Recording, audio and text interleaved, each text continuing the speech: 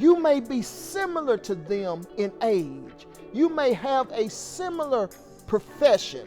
You might have similar passions and pursuits in life, but you are not the same person. And don't you dare compare yourself to them. And this is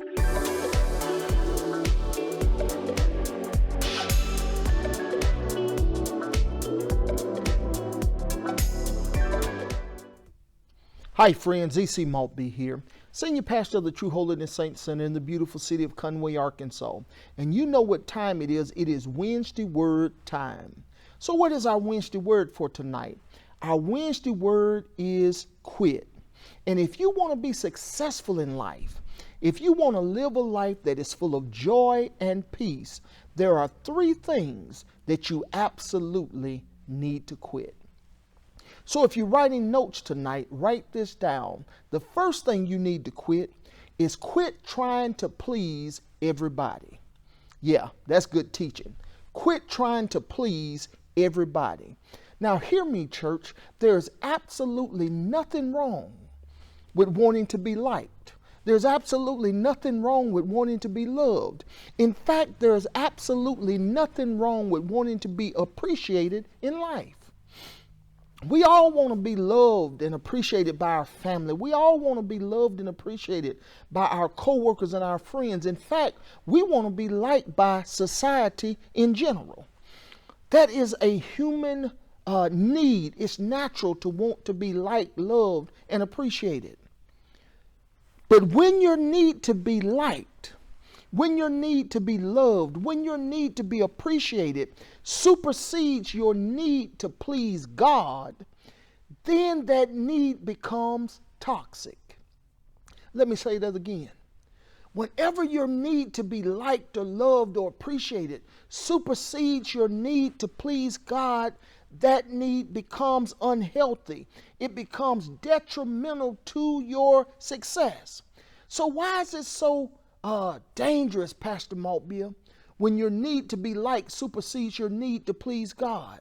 Because it causes you to miss God's best for your life. Think about it like this. You can't focus on being and doing what everybody else wants you to be and do, and focus on being and doing what God wants you to be and do at the same time. You can't focus on pleasing people and focus on pleasing God at the same time. The truth of the matter is, we've got to make a choice. Do we want to please God or do we want to please people?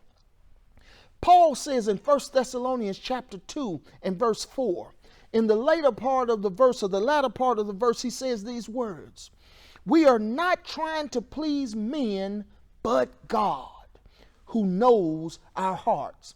And the truth of the matter is, when we are working every day, when we're living our lives, our primary goal ought to always be to please God more than we want to please an individual. Here's what I know for sure, church. You don't need anybody's permission to be great in life but God's. You don't need anybody's endorsement other than God's to reach your full potential in life.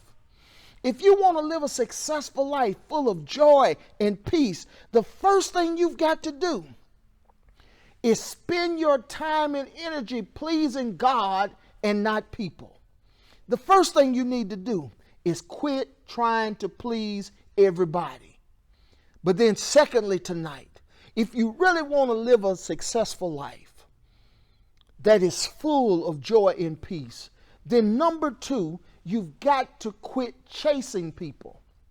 Yeah, the first one is quit trying to please people, but secondly, quit chasing people. Here's what I know for sure. You never have to beg someone to stay in your life that has been ordained by God to be there. You never have to plead with a person to be a part of what you're doing if God ordained them to be in your life. Always remember that there are some relationships, there are some business partnerships, there are some friendships that are simply seasonal. There are some relationships, there are some friendships, there are some business partnerships that have a divinely appointed expiration date. Everybody didn't come into your life to stay. Here's what I would say. It's much like scaffolding on a construction site. When you begin a construction site, they put up the scaffolding to assist in the building project. But once the project is complete, they take the scaffolding down. Any building that would leave the scaffolding up, you would think there is something wrong with the building. And it's the same manner in our lives. There are some people that God strategically places in your life for a season to be scaffolding, to assist you to get to a certain point in your life, to assist you while a certain part of your life is under construction. And once you pass the test, and once you complete the process, you take the scaffolding down. Everybody didn't come in your life to stay. Once it's done, once the job is complete, God strategically moves them to another location. Here's some pastoral advice I want to share with you today. Never hold on to someone or something that God is trying to get you to release. Now that'll bless you. Never hold on to someone or something that God is trying to remove out of your life. Jesus himself says in Revelations 3:8, I know your deeds, and I have placed before you an open door that no man can shut.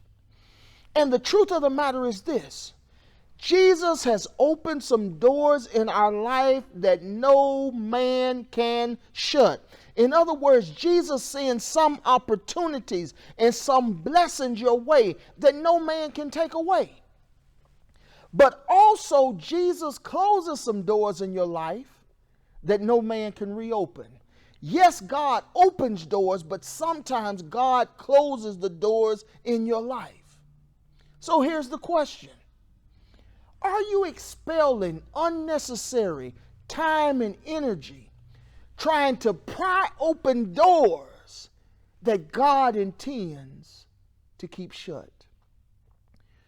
Are you wasting valuable time and energy and emotion on relationships you're trying to hold on to that God is saying to you, release? If you want to live a successful life that's full of joy and peace, you have got to stop trying to please everybody. If you please God, everybody who loves God will be pleased. But then secondly, again, you've got to quit chasing after people.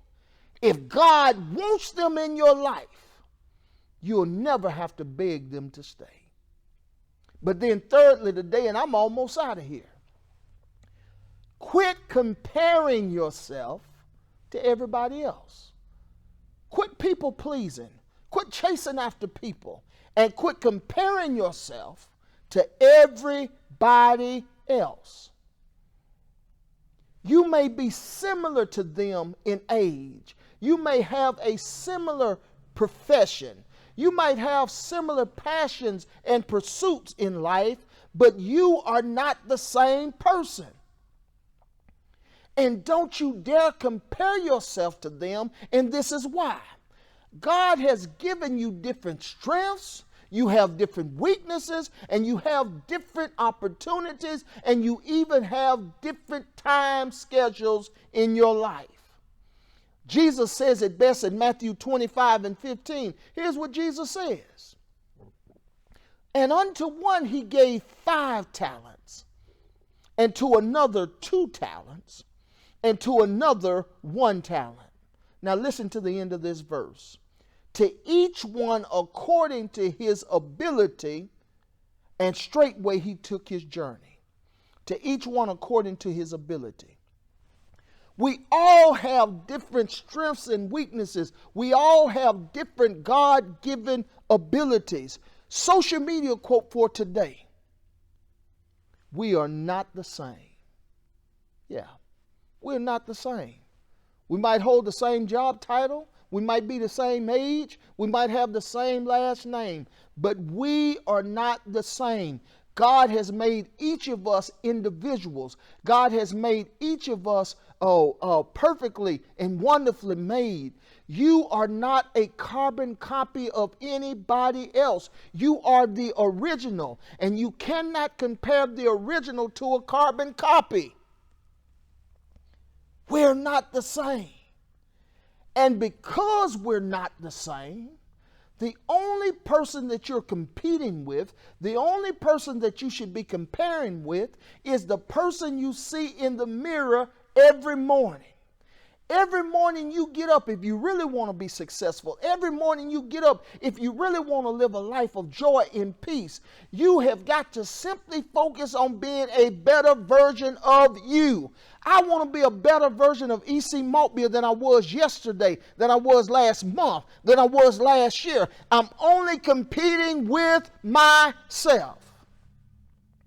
The Wednesday word tonight is quit. If you want to live a successful life, full of joy and peace, there are 3 things you must quit. You've got to quit, first of all, trying to please everybody. You need to focus on pleasing God. Secondly, you got to quit chasing after people. Don't waste your time and energy begging someone to stay that God says release. And finally, you've got to quit comparing yourself to good people, but carbon copies. You, my friends, are an original. Be blessed.